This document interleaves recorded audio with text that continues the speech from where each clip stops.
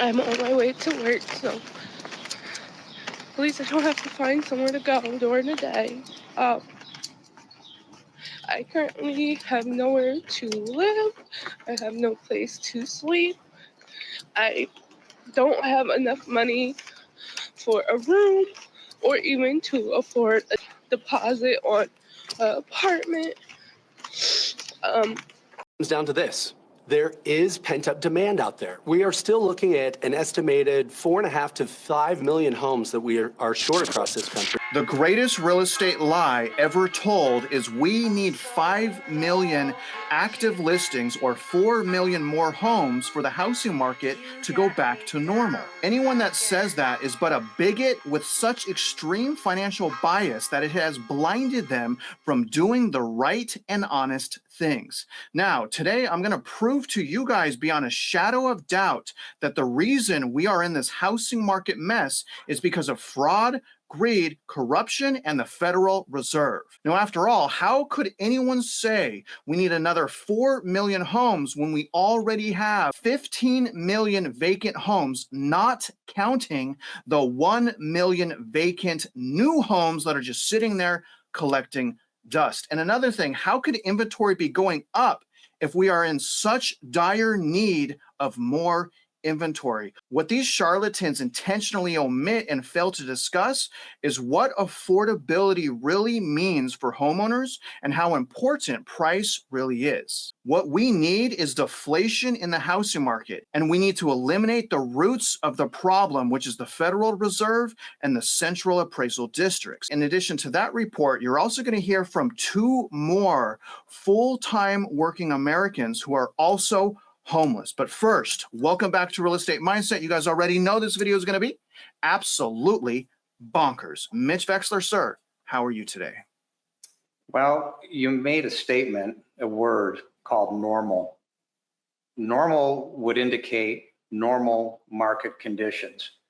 And to that point, somebody picked up on the video yesterday that there was an error, and there was, but I think they missed the point. So the US national debt at $4 trillion included the unfunded liabilities in 1992. And in 2023 is 212 trillion, apples to apples. So that's a 5,300% increase between 1992 and 2024, 2023. Yet the median home value in that same amount of time, allegedly, because it's not true, it was artificially induced, but let's run with it, was up 400%. So it's 400% versus 5,300%. And that ties into Travis's exact comment on the word normal. None of this is normal. And that 5,300% would not have occurred but for the existence of the Federal Reserve. We are in a completely artificial, totally fraudulent market. So when the word normal, when will this real estate market return to normal? It's easy. Shut down the Federal Reserve and get the debt out of the system. Until that debt is gone, the artificial, fraudulent school district bond debt and what's happening at the Federal Reserve, which is the compound cumulative of the interest on the unfunded liabilities, until that's out of the system, we're not going to see whatever the definition of normal is at that point in time. Well, I guess the new normal is being in a wacky, toxic fueled fraud, debt, and corruption bubble. That's new normal, Mitch. Either way, let's get started on the greatest lie ever told. This is an article that came out from Realtor.com. So this is the National Association of Realtors instructing all agents in America what to tell their clients. The financial bias here and the tyranny is absolutely out of control. But I want you guys to decide for yourself the name of this. And by the way, this came out 2 weeks ago. So they're still saying this. After all the things that we've been through, they are still saying the same to their agents so that they can sell you on purchasing a home right now. This is the title of this article: Understanding the Housing Supply Gap, What Every Real Estate Agent Needs to Know. For over a decade, the U.S. housing market has struggled with a severe housing supply gap, causing home prices to soar, unaffordability to decline, and inventory to remain tight. While new home construction made significant progress in 2024, the market still faces a shortfall, here it is, of millions of homes. Nothing about price here, nothing about income here, nothing about the Federal Reserve. This imbalance has made home ownership increasingly difficult for younger buyers due to affordability challenges. So again, not the Federal Reserve. Many are delaying home purchasing, staying in rental homes longer, or living with family. Now, this first section here, you guys, this thing drives me absolutely crazy that they're actually preaching this to agents. So this is where agents get this from. Number one, the U.S. is short 4 million homes. So 4 million homes short, one of the biggest challenges they're saying impacting affordability and inventory today. So they're saying we need an additional 4 million homes, which would put us at slightly over 5 million active listings. Now, let me read this, you guys, what this means for agents. Agents can help their clients navigate this reality. So they have no room here for opinion or interpretation of any additional data. They want to keep agents narrow-minded, and they want to keep agents cheerleaders. And honestly, it's an absolute atrocity.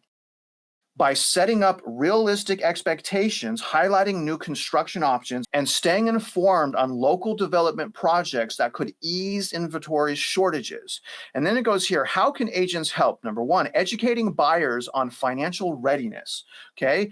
But in their minds, let's read what financial readiness means to them. So to me, it means having a lot of money saved, low debt to income ratio, maybe putting 20% down, not going over 30% of your debt to income ratio, having 6 months saved, no credit card debt. But to them, it means figuring out a way to get taxpayer money for a down payment. So no skin in the game. So again, to them, to realtors, financial readiness is figuring out how to get free money. It's by providing guidance on down payment assistant program. Are you out of your mind? Realtor.com, the highest rate of foreclosure is on those DAP programs, down payment assistant programs, because people don't put their own money in the transaction. How could you be so foolish in telling your agents this? Exploring alternative pathways to home ownership.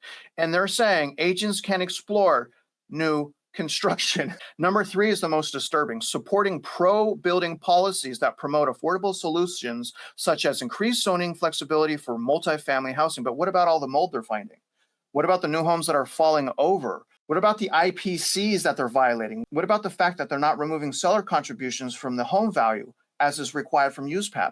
What about all those really important things that is killing consumers right now? If you guys don't believe me, look up the reviews online for new home builds. They're saying support the builders at the expense of the consumer. It could take over 7 years to close the gap of inventory. That's crazy. We're only 300,000 homes short. That's it. We're only 300,000 homes short. And you guys, we're going to get that this year. Literally not 7 years, probably more like 7 weeks. This is new privately owned housing units completed that are only single family residences. So if we really had an inventory problem, this wouldn't be going up for the last 13 years. Look at this. If we had such a dire need for inventory, this chart goes down. It doesn't keep going up. If you want to compare all of the inventory compared to what we had pre-pandemic, here it is right here. This is the active listing. So not pending, this is active right here. We're sitting at right now 892,561 as of March, and this will update here in about a few days. Now, when we went into lockdowns, we were at 928. So just to get back to where we were right before lockdowns, you guys, we need about 60, 70,000 units. These guys that are saying we need to get to 5 million active listings are out of their mind. In fact, when we look at this, we've never had a period in history where we've had 5 million active units. We touched 4 million slightly one time in history. So one time in history during the worst housing market meltdown. They're saying that we need 1 million more active listings than what we did during the housing market meltdown. How crazy do you really have to be to say something like that? My first question for the viewers, and I'll put this in the comment section, but question number 1 is, in your guys' opinion, maybe think of something nice to say here, why do we need realtors? So that's question number 1 for the viewers. Mitch, my first question for you, and I try not to pick on realtors. It's just, I'm getting sick and tired of watching innocent, naive homeowners get bamboozled. I'm sick of it. It's absolutely bonkers that it's happening still. So Mitch, what do you think about the advice given to those realtors? Do you think it's great advice? Do you think it's bad advice? What are your thoughts specifically on what Realtor.com is saying to realtors? The press, that CEO are culpable in a conspiracy to defraud the public. Think of it this way. It's a piece of flypaper. Their job as a piece of flypaper is to attract the flies. The flies are the public. Once the public lands, they're stuck inside. In other words, the whole system that you've just seen, by virtue of their own voice coming out, be it both in writing and verbally from that CEO, is literally, well, we're here to sell product, to put money in our pocket, and the buyers don't matter. Well, that's a system that is rigged. And as I've said, using that word system in the past, in this context, that's not a system, that's a crime scene. You're literally stealing somebody's money. And where I'm going with this is the debt to income ratio.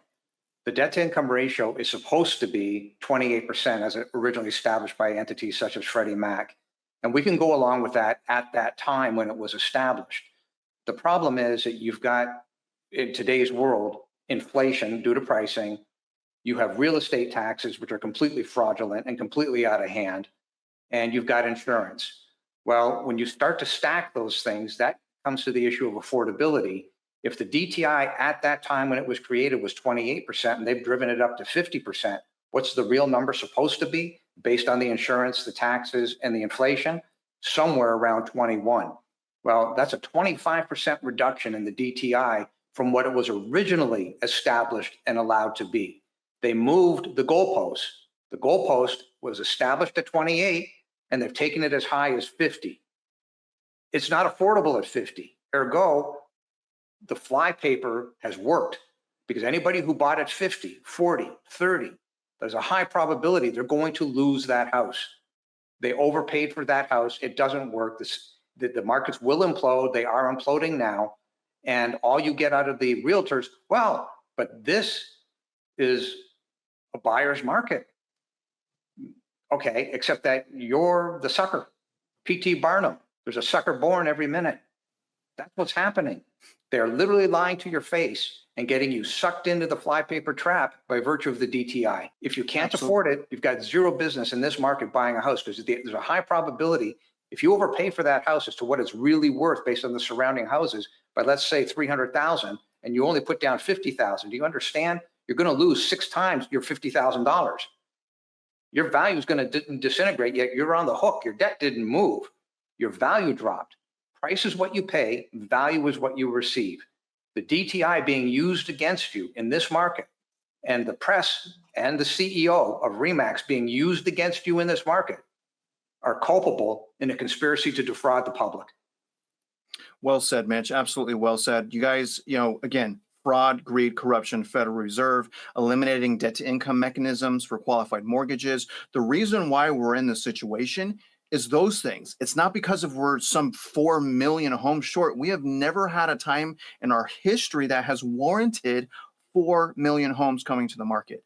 Never before. And if that happens, total chaos in the market. These people that are saying these things are charlatans, guys. They're sales agents, glorified cheerleaders from high school. They still haven't grown up. They still drink at lunch. Can you really trust these people? And to add insult to injury, let me make another point. We have 15 million vacant homes. This just came out from the Census Bureau right here. It's saying vacant homes. You guys see we have 15.2 million vacant homes. So if we needed 4 million more, then why do we have 15 million vacant ones, of which 11.5 are vacant year round? You can also see that with these Fred charts right here. This is very interesting. So Fred actually has vacancy charts. The first vacancy chart that you guys are looking at is rental vacancy rate. And you'll notice that this has been going up since Q2 of 2022. So it started and kind of hit a low of about 5.6%. And again, it's been going up every single quarter, and it's at 7.1 right now. The last time we hit something that high was back in Q3 of 2018. 2018. So vacancies are also going up in rentals. This came out, you guys, 2 days ago. So this is as of 2 days ago, 15.5 million homes that are vacant. They also have the year-round vacancy right here. Again, updated 2 days ago. How lucky are we? So this is sitting at, and this is saying 12 million. So we have 12 million year-round vacancies. 12 million. What this is really about is an affordability crisis. We see that in this chart. This is the debt to income ratio chart. You can see what happened when they removed 43% debt to income ratio from qualified mortgages. Look at the debt to income ratio shoot up. The Federal Reserve created a new era of subprime loans by allowing the debt to income ratio to get this high. This is a result of them manipulating our markets, not a lack of inventory, guys. You could say it's a lack of income, though. And it's not just the payment, it's also the price. As you guys see here, this is long-term trends. Different people have different data points, but this data point is saying that the PE ratio is 7.33, and we've never had a period in history where home prices have exceeded our income by this amount. And look at how quickly this double bubble formed.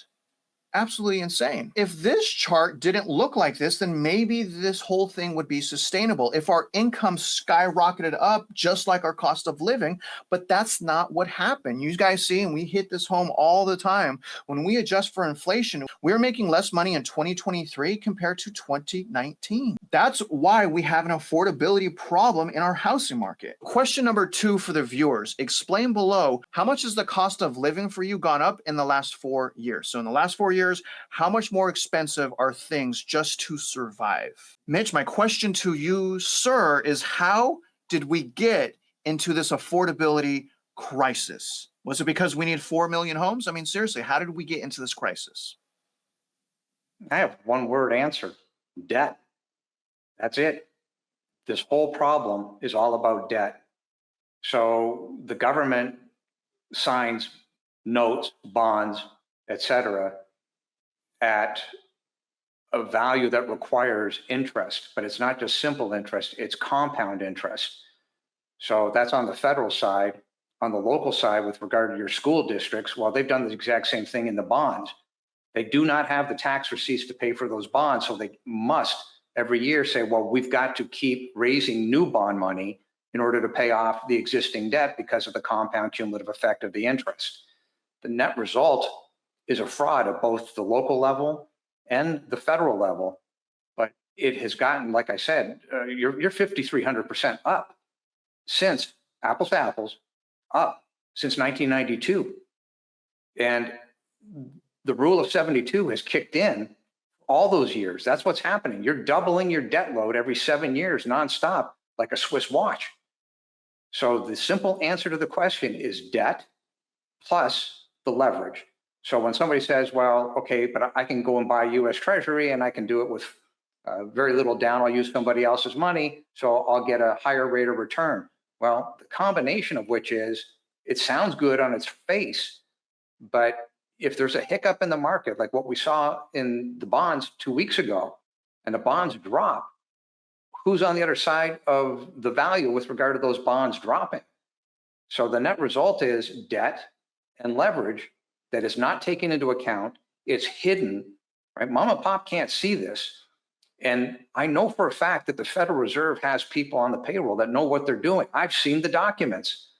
I've seen the mathematical formulas. But what they know versus what they do are two different things. And the Federal Reserve exists to backstop the banks, to stop them from going into bankruptcy, even though they are technically, majority of them, as in 70% of them, bankrupt. You got the exact same thing happening with regard to the school district bond debt. So debt and leverage. You know, so again, you guys, just to reiterate what we've talked about so far, they're saying we need 5 million active listings, yet we're 60,000 away from pre-pandemic. They're saying we need 5 million active listings, 4 million new homes, but yet we have 15 million that are vacant right now. They fail and they lack explaining the fraud, greed, corruption. I have a chart I'm about to show you guys. It's really going to hit a home run, and it's going to really show you guys that homelessness and all of these problems that we are having right now, 100% has to do with the artificial bubble created by our Federal Reserve. But before we look at that chart, we're going to listen to a video, and then after the chart, we'll listen to one more video of full-time Americans. So Americans that are working full-time and they're still homeless. Listen to this. My name is Tyler, and I'm homeless living here in my car because even though I work full time, I don't make enough money to qualify for an apartment in America today. The average price of a one-bedroom apartment is now over $1,500 per month. And interestingly enough, I had somebody leave me a comment on one of my videos yesterday, and this person said that if you can't afford to pay $1,500 a month for an apartment, you are doing something wrong in life. Well, here's the thing about that comment. According to BLS.gov, over 30 million, in fact, 30.2 million Americans earn less than $15 an hour right now. And if you do the math on that, that's less than $2,000 per month after taxes. So if you look at that, it comes out to be about $1,950 per month. And when you take away $1,500 for rent, you're left with $450 after rent to live on. Take a look at this chart, Mitch, and tell me whether or not that this is perfect to explain exactly what we've been talking about. This came out from EconoFact right here, January 8th, 2025. And let me explain what this is. And you're going to see that this all goes up together. So again, we've been saying when the Federal Reserve messes around and prints money and manipulates the market, all that does is create additional poverty. So the first thing is this blue line right here, this one that's skyrocketing upward. You see this right here? That's the number of homeless individuals, okay? This light green line is the median rent to median household income. So it's like rental DTI, or debt to income ratio. This dark green one is the index of median home price to median household income. So it's like the PE ratio. So we have like the debt to income ratio for renting and the PE ratio for homes. Homelessness skyrocketing like this is a direct result from the Federal Reserve. This chart shows us that if they wouldn't have tinkered around with our markets and messed up the whole supply and demand dynamics, the whole PE ratios, all of this stuff, that blue line would be going down, you guys, not skyrocketing up. It's not fair for American citizens to be forced out on the street. In 2024, the number of people experiencing homelessness in the United States on a single night was the highest since survey records began.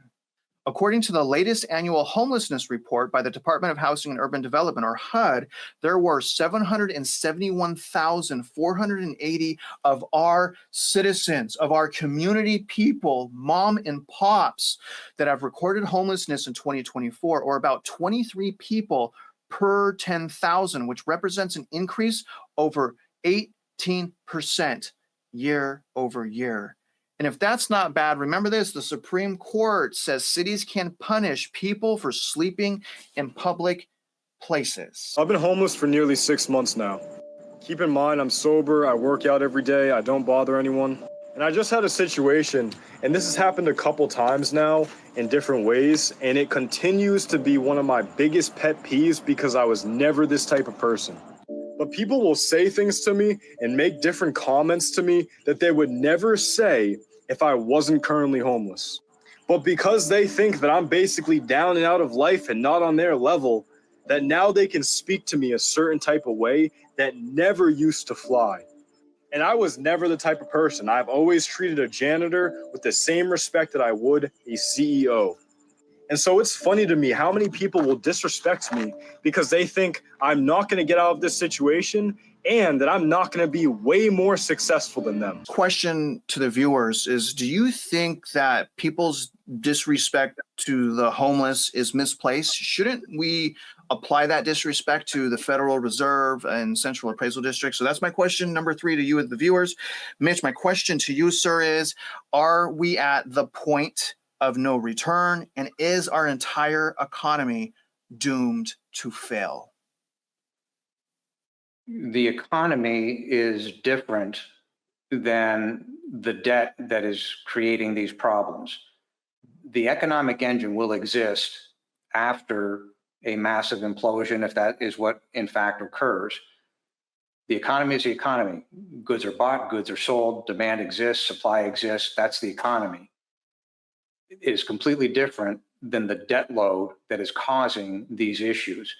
And everybody knows I do these things on the fly, but I actually drew a map as to what I was doing. And then I'm over here on the spreadsheet. But the debt and the leverage is what is causing the homelessness. Now, under the homelessness, there are certain people that have psychological issues and have drug issues. Let's take them out of the equation. And let's come back to this young fella who doesn't have those problems. He simply doesn't have the money. A, he's young. B, he's reasonably articulate. You take the swear words out, he's good. So he'll be fine. He's going to land on his feet. He is true to his character. So that's the type of person who is being manipulated by virtue of the fact that he doesn't have the job necessary to afford the rent in his local vicinity. And I want to take that up one notch. So the HUD 221D4 program allows people, and this is coming back to the idea of the debt and the leverage. So it allows developers to go and build with 15%, that's by their definition, equity. And that's not reasonable. So HUD exists to go out and create bonds to help those developers to build multifamily. And those bonds equate to somewhere between another 15 or 20% worth of what the developer should have as equity. And then they sell this nonsense to the public and they say, well, this is for low income housing. But the problem is that HUD themselves is the monkey in the middle. And that monkey gets fees. And then they get fees for creating bonds to the tune of the fact that what HUD would get a building built for, apples to apples, I would build Class A. They end up building Class B or B minus because they strip everything out in order to be able to afford the equity that isn't there by virtue of the developer not having the equity in the first place. Then they say, okay, but it's for low income housing. That is a bald-faced lie. Nothing could be further from the truth. The cost of a 221D4 product is 15 to 20% greater than what I can build Class A multifamily for. How in the world is that, by any definition on this planet, low income? The answer is it isn't. It's a lie. Well, HUD is one of those entities that exists. It's a government entity. They end up buying, they end up selling, they've got bonds, they've got all sorts of stuff that they're dealing with. But the point is, it's not market driven. You want to solve these problems, get rid of the debt. And how do you get rid of the debt? Bring the market down to do what the market does, minus the debt load and the artificial cumulative interest rates, because these idiots agreed to it without ever looking at an amortization schedule. Bottom line is, the DTI tells the truth. That is the median household income. And if the median household income can't afford the crap that you're selling, perhaps you shouldn't be selling it. I wanted to remind you of how much Mitch and I have been building a foundation full of free information to help empower you guys. So Mitch and I have both, especially Mitch with the math, but we've broken things down in a way to where you can use the math to figure things out. We're in a situation today, guys, where we really can't trust anybody. Don't trust me. Don't trust Mitch. Just use the math, right? That's all we're saying. The beauty in the math is you don't have to trust anyone anymore. And as long as you guys don't settle on your principles and you don't cut corners, you guys are going to be perfectly fine. But do not listen to the wrong people. Do not take someone's advice that has a financial gain if you make a certain decision, because obviously they're saying those things to convince you to do what they want you to do so that they make more money. And that, my friends, is a fact. Now, real quick, I wanted to remind you guys, if you go to the video description right now, here's what you guys are going to find. The first thing you're going to find is realestatemindset.org. Here it is right here, you guys. We have so much on here for you. We have free courses, free downloads. We have overwhelming amounts of math on property taxes, how to do a market analysis. We have everything here. Now, when you're done, don't forget to go to Mitch's website, Mockingbird Properties, and sign the petition. If you guys go to the DCAT section here on the upper right, you guys are going to find so much evidence. But here's the petition. If you guys want additional information from Mitch, he also does consulting.